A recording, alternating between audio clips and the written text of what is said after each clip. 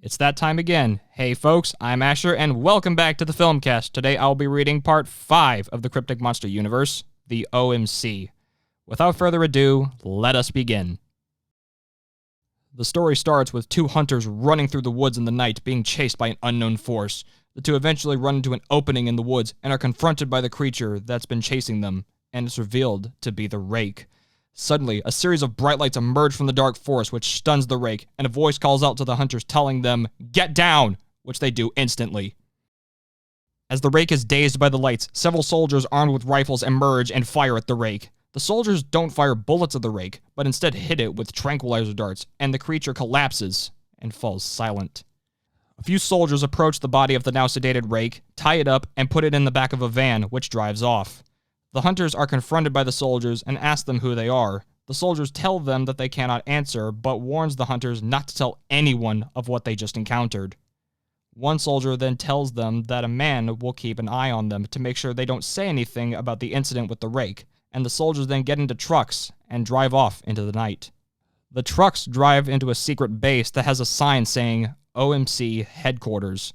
It also has a separate sign that says, "Trespassers attempting to enter the base will be shot on sight."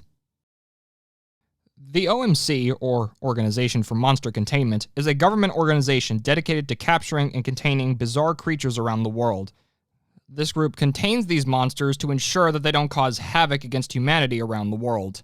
Think of them as the SCP Foundation of the Creepypasta universe.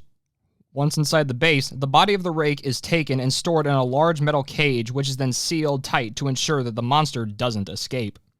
The scene then cuts to two researchers who were watching the whole event, who then walk into a separate room and begin speaking to a man on a computer. They ask him if he gained all the data on the Rake, and he explains he was able to steal all of it, including some from a man in the northeastern United States. The mysterious man explains he got this data after causing a blackout in a small town, after which he hacked into a man's computer and stole all of his data on the Rake. That man's name was Dave. The researchers thank the man for his work and walk to an elevator, and they descend deeper into the base. Upon getting to the lower level, they walk out to see a giant hallway full of cages similar to the one the Rake was in, and they also see a large number of armed guards watching over everything. As the two researchers, known as Henderson and Surge, walk down the massive hallway, a younger researcher approaches them about data the base has received relating to monster sightings reported across the world. The young researcher then asks what they will do about these creatures, and Henderson informs the young man that several plans have already been set up to contain these anomalies before they can cause any more harm or destruction. The scene first cuts to several operations being prepared, with each one playing to contain a certain objective.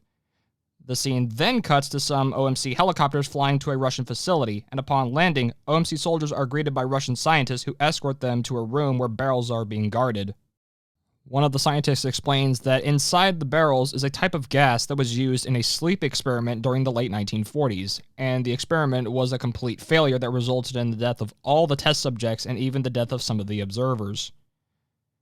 The scientist then explains that the gas was found after someone had entered the abandoned facility and became under the influence of the gas, and that they tried to destroy it, but nothing worked in getting rid of it. The soldiers inform the scientists that they have come to take the gas to a secure location, where it can't harm anyone. And after some work of carrying the barrels, the soldiers say goodbye as the helicopters fly back to the base. With one down, the next operation is one meant to capture and contain a being named Slenderman. Surge is the one selected to overwatch the entire operation, and the plan is to find the person Slenderman is currently stalking and catch the creature when he gets close. However, the operation doesn't go too well at first because the soldiers can't contain Slenderman as he remains invisible and manages to not only kill his target, but also kills a few soldiers trying to stop him. Surge then remembers Slenderman is summoned to anyone who reads a letter, so he orders the remaining personnel to find the letter, but warns them not to read it. And this goes much better than trying to catch Slenderman.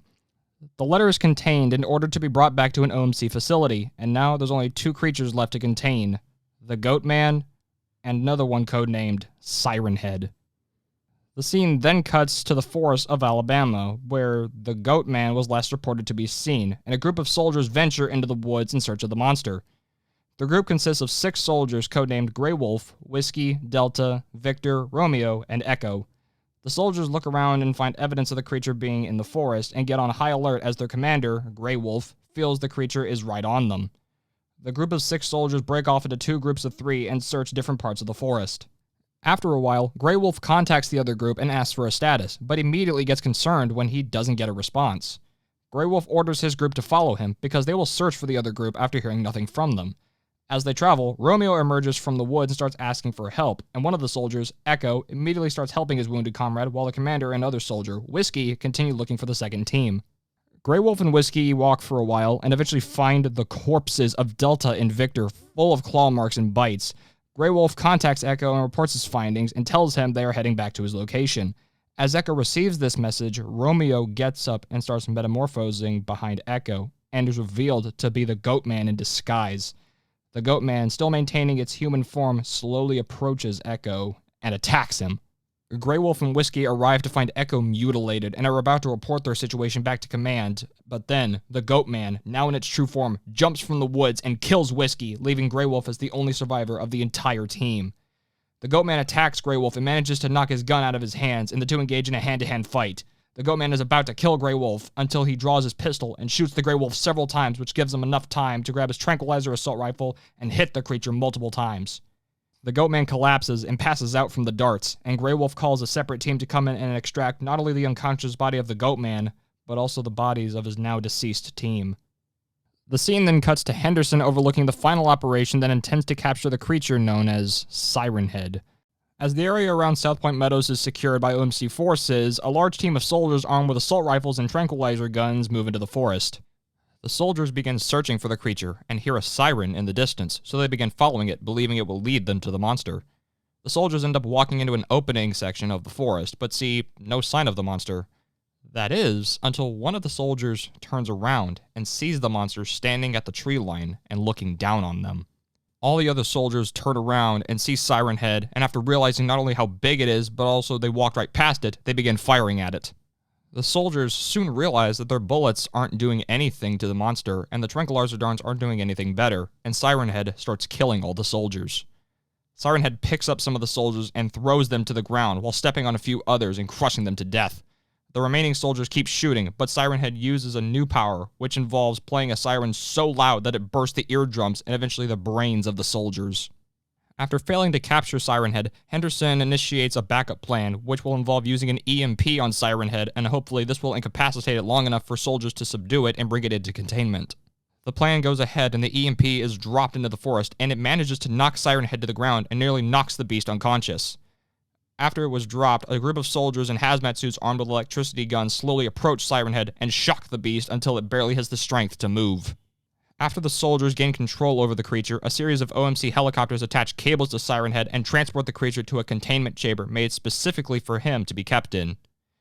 Back at OMC headquarters, Henderson and Surge are glad that the missions ended in success, but mention how much life was lost to capture these monsters, and reveal that this will likely happen again in the future.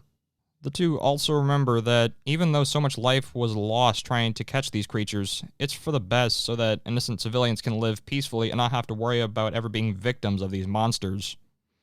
A few hours later, the two get notified about another monster sighting, and they head off to prepare for their next mission.